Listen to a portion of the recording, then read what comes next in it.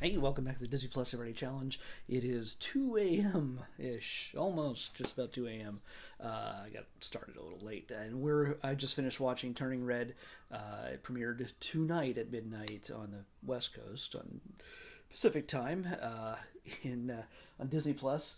This is a brand new film, Turning Red. It's an hour and 47 minutes long, 2022, of course, and it is the newest thing from Pixar.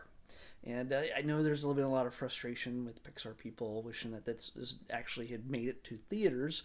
Not that there's still that stigma where if it doesn't come to theaters, then it's not a real movie or something. Well, no, I mean this is legit.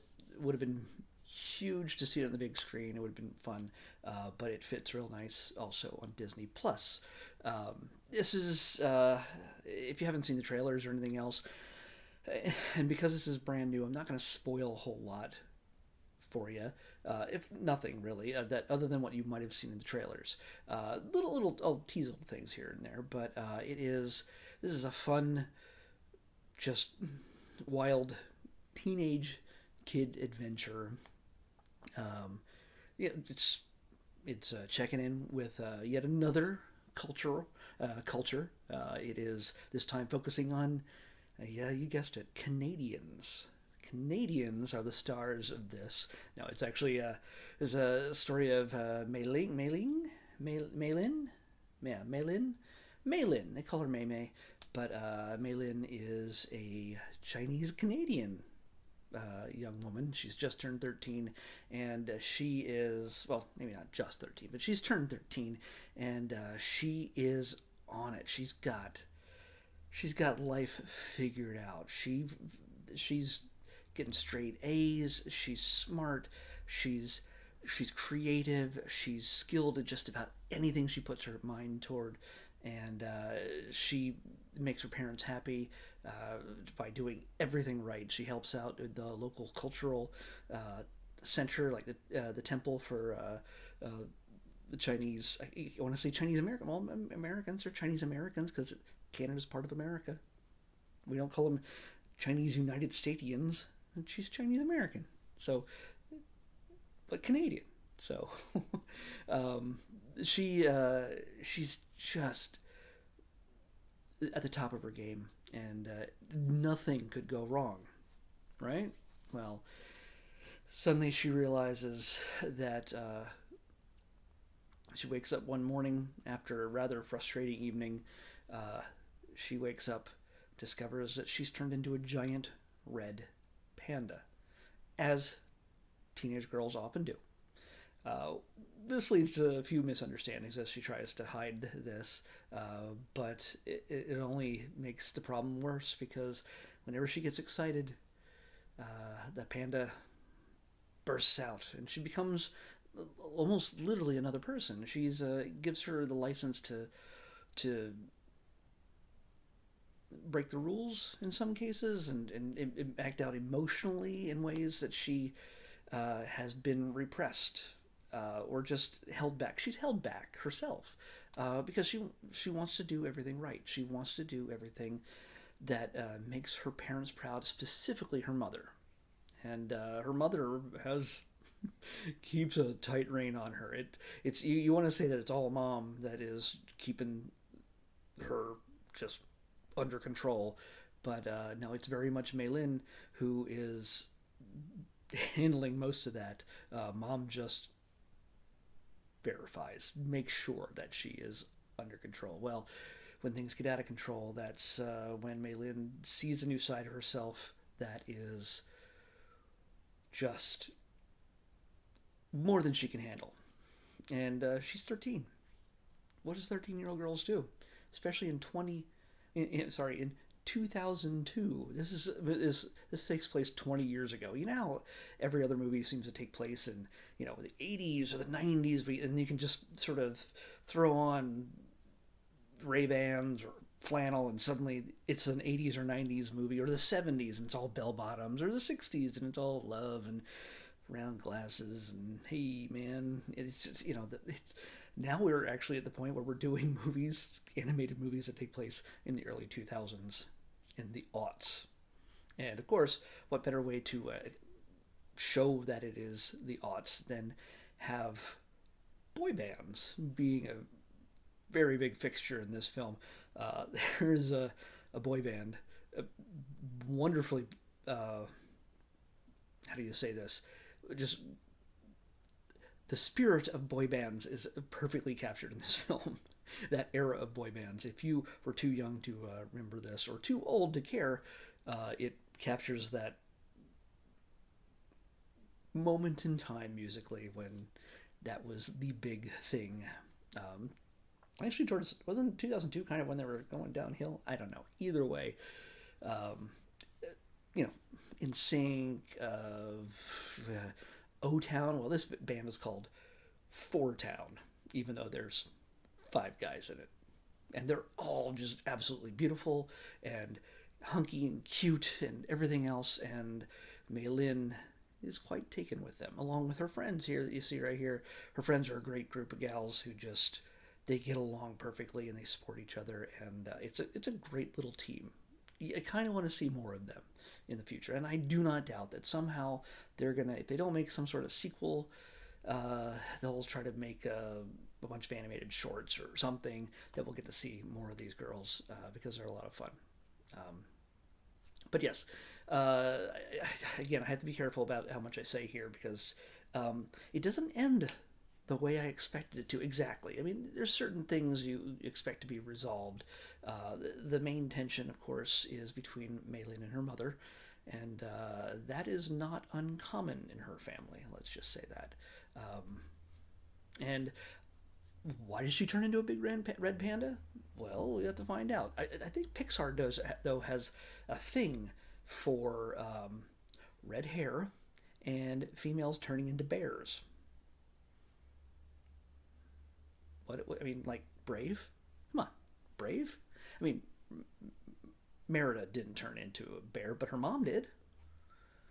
And that was a bit of a curse.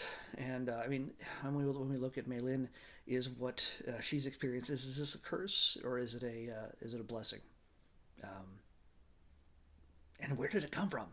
Well, you get all the answers, and of course everything comes to a head as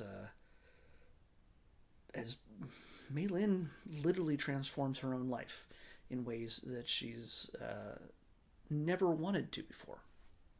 But that's what happens when you're growing up, when you're 13 and you try to do everything that your parents want you to do, and you get a little distracted. Maybe there's a cute boy in your school, and really messes with your head. And I mean, hey, okay, no, I'm not going to spoil it. I'm not going to spoil it. I'm not going to spoil it. There's just lots of big, mortifying moments for Mei Lin throughout this film that you have to wonder how, if you were going through this, how you wouldn't turn into a giant red panda if you were experiencing these things as well. This has, of course, it's Pixar, so it looks amazing. It looks cool. It has, I mean, it's not just Pixar, but it has this very different look and feel to the characters, their faces and everything else. You know, there's a Pixar look for the humans generally. This is a very different look. It has a lot of sort of Studio Ghibli, Miyazaki-ish kind of elements to it. Very anime. There's a lot of anime influences throughout this, and it's yeah. There's you'll see not hints, but like literally overt elements to the animation that cannot be denied. It's not American animation. It is. There's tons and tons and tons of influence throughout this. Yes, it's a message. There's a message in this. I think you can pretty much figure it out. It's as you go through it. I'm not gonna preach it out to you here. I think I've said enough about what that involves. But it's growing up. It is especially it is a young girl's story about growing up. But I think what she learns and what her family learns and her friends learn throughout this whole process can apply to anybody. Can apply to a number of different situations. So yeah, I'm not gonna answer all those questions for you. It's part of the discovery about what this is all about. But I think it's pretty well on the surface there. Rosalie Chang is who plays Mei Lin. She's adorable. She is fantastic in this. She has so much character coming through in her voice, and the way they animate her is, you love her. As even though it's made pretty clear that she is perfect to an obnoxious fault in many ways. But that's the way she was raised. And her mom is played by Sandra Oh. You might know her. I think she was on Grey's Anatomy. Yeah, maybe you've heard of that show. It's only been around for like a million years. Yeah, and there's James Hong is in here somewhere. Yeah, James Hong.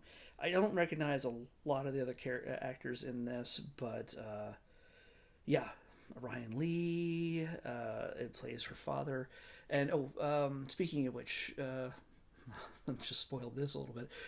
Stay till after the credits. The credits are really long. Maybe I was just impatient. I don't know. And it's 2 a.m.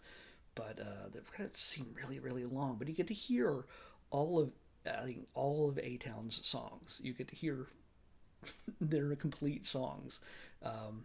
They did not just like create part of a song to get a vibe going. No, they completely wrote and performed songs that would fit perfectly in that era 20 years ago. And there's a little after credits sequence, which I thought when I looked at it at first, I thought it was live action. I'm like, what is going on here? But it wasn't. It looked realistic enough to be live action at first. But yeah, it's so stick around to the very end. It's nothing consequential. It's just a funny little thing at the very end that you might get a kick out of. This is very much about family. It's very much about honoring your ancestors, honoring your parents, and honoring yourself. I just told you the message, so that I said I wouldn't do. Anyway, but that's honoring yourself and who you are and who you may yet become. I'm sure that doesn't even cover it completely. So it's great fun. Highly recommend it. Check it out. Watch it many times. I think people of all ages, a whole family will get a kick out of it. It's Pixar. It's, yeah, maybe you're not Chinese. Maybe you're not Canadian. You're not from Toronto. You still can enjoy this. You may not be a 13-year-old girl. You can still enjoy this. All right? I did. I'm definitely not a 13-year-old girl. My tastes may betray me on that, but still. All right, let's pick tomorrow's episode. 41. 41. All right. Oh, right there. Oh, geez. Okay. It's a movie, and it's a sequel to a classic that I don't know if necessarily needed to be made. But it's here, and we're going to watch it. We're watching Bambi 2. The Revengeing. I don't know. Bambi 2. Let's see him get his revenge on those hunters. I'm sure that's not the plot, but still. That's what would have been if I would have made it. Or that Bambi versus Godzilla movie. You ever see that short? Look it up. I'm sure it's on YouTube somewhere. Bambi versus Godzilla. It ends how you expect it. But anyway, Bambi 2 on the Disney Plus Everyday Challenge. I'll see you back here tomorrow with that. Bye.